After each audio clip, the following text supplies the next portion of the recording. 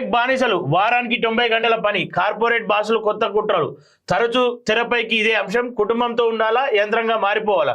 వారానికి 168 గంటలు, 90 గంటలు పనిచేస్తే మిగిలేది 78 గంటలే. ఇప్పటికే టెక్లీలో మెంటల్ డిప్రెషన్ అని చెప్పి చెప్తా ఉన్నారు.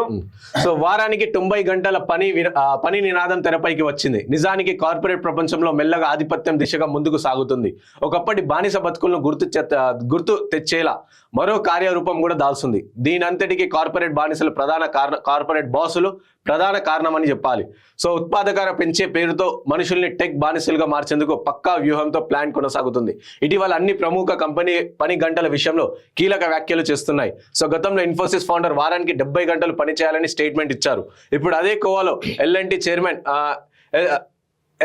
ఎస్ఎన్ సుబ్రహ్మణ్యం చేసిన వ్యాఖ్యలు కూడా తీవ్ర దుమానానికి అజ్జం పోశాయి. సో అయితే ఈ వ్యాఖ్యలు ఉద్యోగులు వారాంతరం పని చేయాలని సూచించడం అండ్ ఉద్యోగుల ఆ వ్యక్తిగత సమయాన్ని పెద్దగా ప్రాధాన్యత ఇవ్వకుండా పూర్తి సమయం ఉద్యోగం కోసమే కేటాయించేటట్టు చేస్తుంది. అంటే కంప్లీట్ గా మనల్ని మషిన్లు తయారీ చేసే ప్రయత్నం కూడా చేస్తా ఉన్నారు వీళ్ళందరూ. ఎందుకంటే చూస్తాం మనం, అంటే కంప్లీట్ గా ఇప్పుడు నార్మల్ కార్పొరేట్ జాబులు, సాఫ్ట్వేర్ జాబులు అంటేనే ఫుల్ స్ట్రెస్ తో కూడిన పని. అలాంటిది వారానికి 90 గంటలు మొత్తమే చేయాలి మీరు. ఇంకా వారానికి 7 రోజులు మొత్తం చేయాలంటే ఏడికెంచి అవుతుంది. వాళ్ళకేమో కోట్ల శాలరీస్ వస్తాయి. వాళ్ళు రోజుకు 1-2 గంటలు పని చేస్తారు, అయిపోతుంది. సీఈఓలు కావచ్చు, అట్లా ఉన్నోళ్ళు.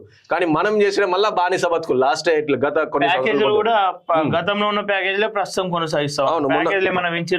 అది కూడా లేదు. సో రీసెంట్ గా చూస్తా 2014, ఇప్పుడు 2024 అయిపోయింది, 25లో ఉన్నాం. సో 2014లో అదే ప్యాకేజ్ 3 లక్షల ప్యాకేజ్ తోనే ఫ్రెషర్ కి అదే ప్యాకేజ్ ఉండే సంవత్సరం మొత్తం. మళ్ళీ ఇప్పుడు 2024 కూడా 3 లక్షల ప్యాకేజ్ ఉంది. అంటే గట్టిగా కొట్టుకుంటే నెలకి సో 15,000 నుంచి 20,000 లోపలనే శాలరీ ఉంది ఫ్రెషర్స్ కి. ఇప్పుడు అదే ఉంది, 10 సంవత్సరాల కింద కూడా అది ఉంది. కానీ రేట్లు మాత్రం అవి లేవు ఎక్కడ కూడా. సో ఇట్లా ఈ విధంగా యువతలో మళ్ళీ ఇప్పటికే మెంటల్ డిప్రెషన్ కూడా నడుస్తుంది. బానిసత్వానికి నిదర్శనం. ఎప్పుడైతే సరైన నిద్ర లేకుండా, సరైన ఆహారం లేకపోతే వాడు ఎంతో సంపాదించిన వృధా అనేది. ఎందుకంటే కుటుంబంతో గడిపే సమయం లేదు, పిల్ల పాపలతో గడిపే సమయం లేకుండా ఇలా సిస్టంలకు బానిసలుగా వీళ్ళు సిస్టంలో, లేదంటే సిస్టంలకు వీళ్ళు బానిసలు అర్థం కాకుండా కార్పొరేట్లు యువత పైన ఒక ఒత్తిడి గురి చేస్తూ ఉన్నాయి. ఏదో ఒక జాబ్ చేయాలి కాబట్టి వాళ్ళు చెప్పినట్లు వినక తప్పట్లేదు వీళ్ళకు. సో అట్లాంటి కార్పొరేట్ వ్యవస్థల పైన కూడా ప్రభుత్వం చర్యలు తీసుకోవాలి, సరైన రీతిలో కార్పొరేట్ వ్యవస్థలు నడపాలని చెప్పేసి కోరుతా ఉన్నాం.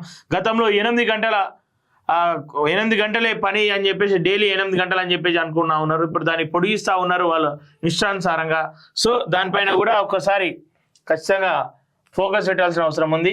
ప్రపంచ దేశాలు వారానికి 4 రోజులే పని దినాలుగా పోయేటట్టు ప్లాన్ లో ఒక ప్రపంచ దేశాలు ఉంటే, అగ్రవర్ణ దేశాలు ఉంటే, మన దేశంలో ఏమో వారానికి 7 రోజులు పని చేయండి అని చెప్పేసి, కూలీలుగా మారురి అని చెప్పేసి ఇక్కడ ప్రణాళికలు నడుస్తా ఉన్నాయి.